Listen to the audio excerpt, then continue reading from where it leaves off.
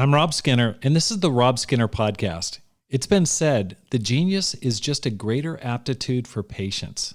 If you want to become a multiplying Christian, you'll need to develop your capacity for patience.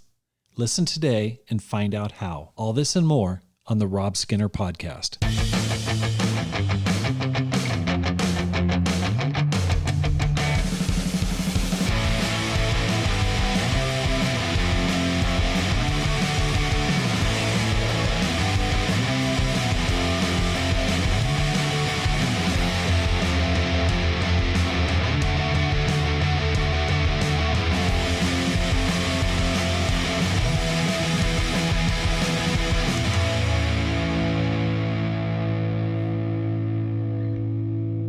Welcome back to the Rob Skinner Podcast. My goal is to inspire you to live a no-regrets life, make this life count, and multiply disciples, leaders, and churches. I'm pumped. It's August 5th, 2024, and I am going on vacation tomorrow. I am leaving for Oregon, and I'm fired up. It's going to be a great time, so when you hear this, I will probably be enjoying myself in Oregon. And yesterday was a great day at church. We had a great service. The place was packed. We had a man baptized into Christ, which was great. His name is David. He's been studying the gospel for a while and made that decision. That was just fantastic. We've had 5 men baptized in the last 2.5 months or so.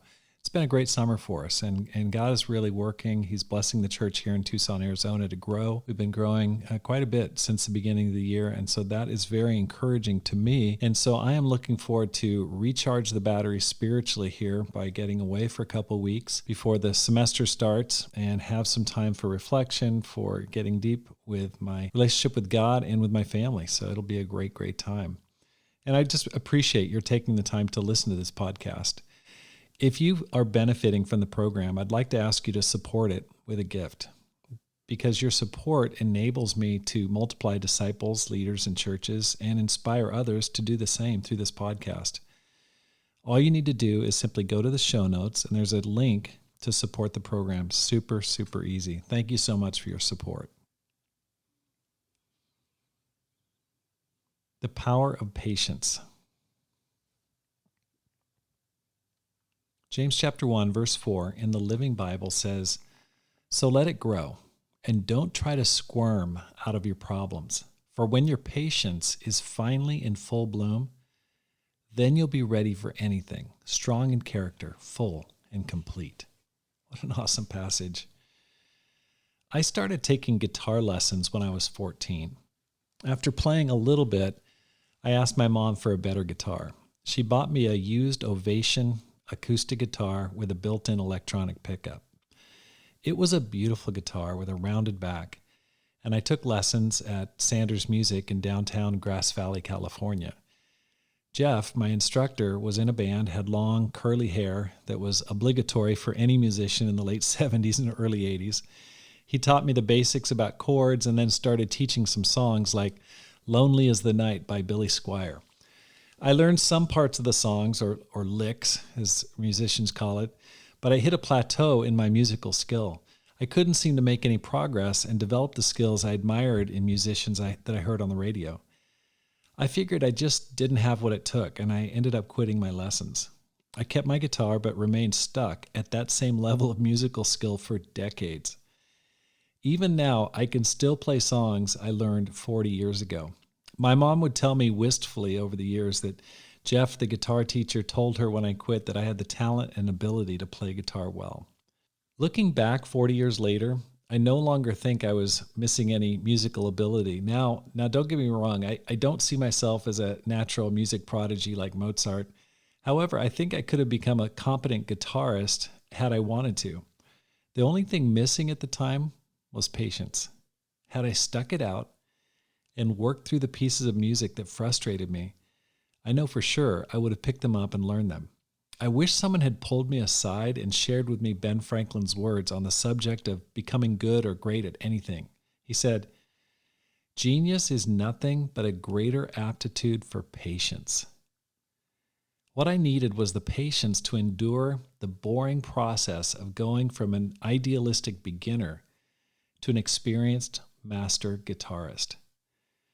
Great guitarists became that way by patient practice of difficult pieces.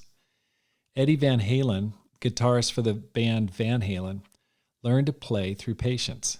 When his brother and friends would go out on Saturday night, he would stay home.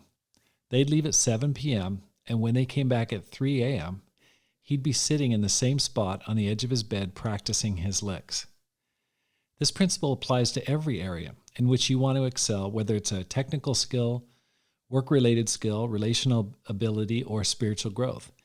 It takes patience to become excellent at anything. So often we start off optimistically envisioning ourselves as doing amazing things, becoming great at something, and then after learning a few easy lessons and making rapid improvement, we hit our first obstacle or barrier or plateau. We try hard and can't seem to make improvement. At this point, we're often tempted to quit or turn our attention to another field or focus for our energies. I like what George Lucas, creator of Star Wars, has to say about this critical moment everyone faces on their path to mastery. You have to find something that you love enough to be able to take risks, jump over the hurdles, and break through the brick walls that are always going to be placed in front of you. If you don't have that kind of feeling for what it is you're doing, you'll stop at the first giant hurdle. I love how he connects love as the fuel for patience. When you love something enough, you'll be willing to push through the boredom, opposition, and times of slow progress. Patience will keep you grinding through to the next breakthrough. If you want to become a fruitful, multiplying disciple, there are a number of skills and disciplines that you must master to have maximum impact in this world. These are things like the discipline to connect with God first thing in the morning, waking up early, the ability to sit quietly and pray and meditate for a set period of time, knowledge of and fluency in the location and use of scriptures, the ability to teach the gospel or study series to a seeker from step 1 to being born again, the ability to speak and communicate effectively one-on-one in small groups and in front of larger audiences, the ability to listen well and ask good questions, the ability to reconcile fractured relationships, the ability to read people and recognize nonverbal cues and body language, the strength to confess sin and come back from a spiritual setback, and fasting. These and many other skills are the tools in the spiritual person's toolbox. They are not easy and are developed only through patience. Many people start strong in their walk with God and then hit their first roadblock. I'd say many, maybe everybody. They drop out of the fellowship because they're unwilling to do the tedious work that leads to spiritual abundance. I needed patience to write my first book. A book cannot be written in one sitting unless it's just, I don't know, a kid's book, I guess. It takes multiple hours and days of consistent effort. When writing my first book on church planting, I forced myself to sit down for 3 45-minute sessions 5 days a week for a month. I knew I needed about 30,000 words to produce a book. That works out to 1,500 words for the 20 days of that month. I would wake up in the morning, say a short prayer, and set an egg timer on my desk for 45 minutes. I would write whatever came to mind during that time. When the alarm went off, I gave myself 15 minutes to use the restroom, check my phone, get fresh coffee, and anything else. Then I'd force myself to go for my second and third 45-minute session. I didn't worry about quality, mistakes, or even excellence during those sessions. All I expected was that I sat in my chair patiently for 45 minutes. In 30 days, I had produced a book. Now, that book is not War and Peace. Okay, it's not what I would call a masterpiece by any stretch of the imagination. But that book is my first book and fulfilled a lifelong dream. I had to write a book. It was on a topic that I had experience and enthusiasm for. It just took a little patience on my part.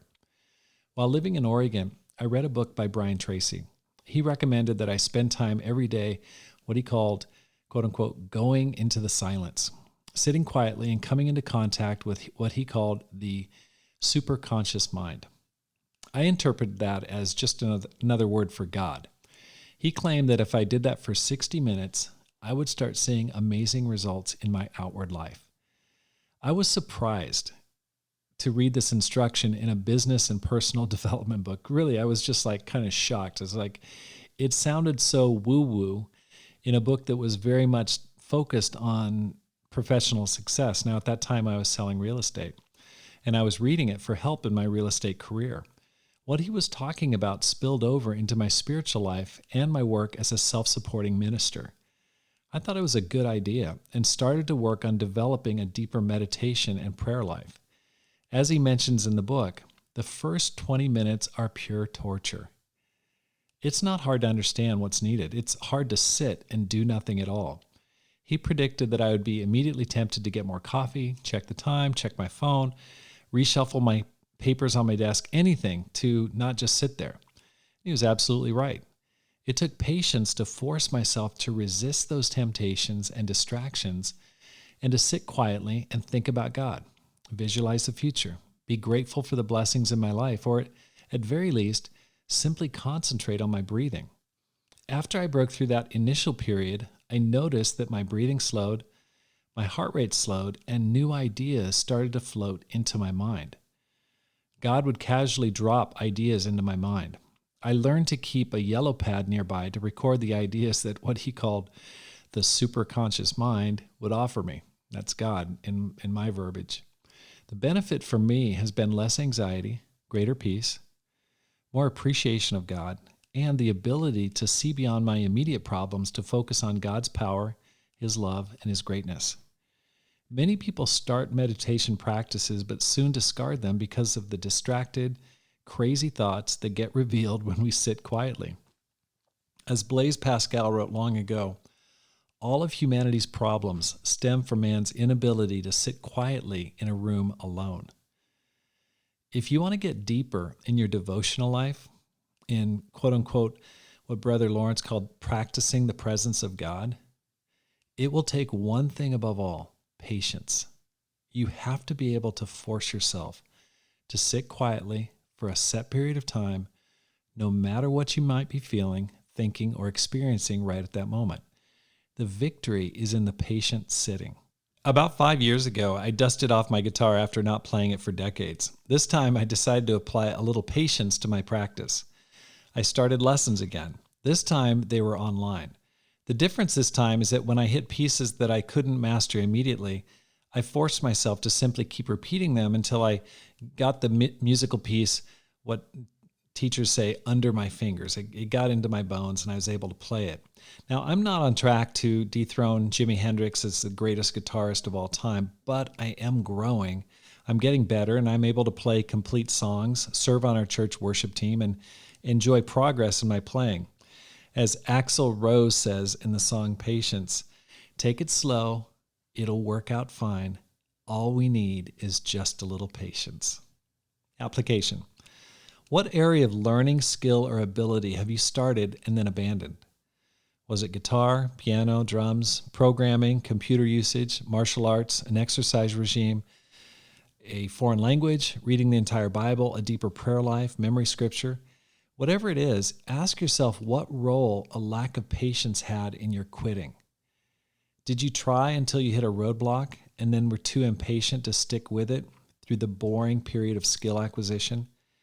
There's power in concentrating on skill acquisition.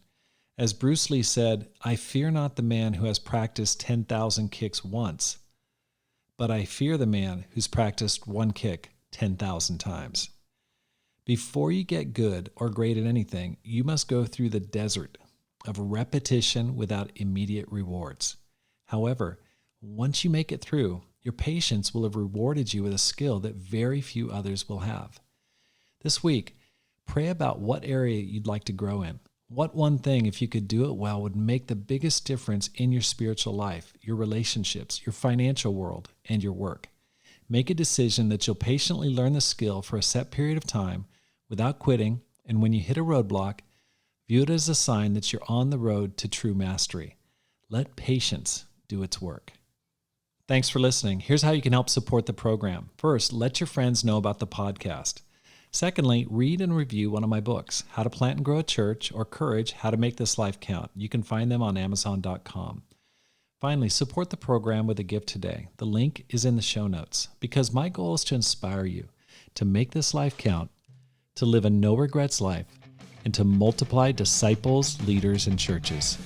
Have a great day, and make this life count.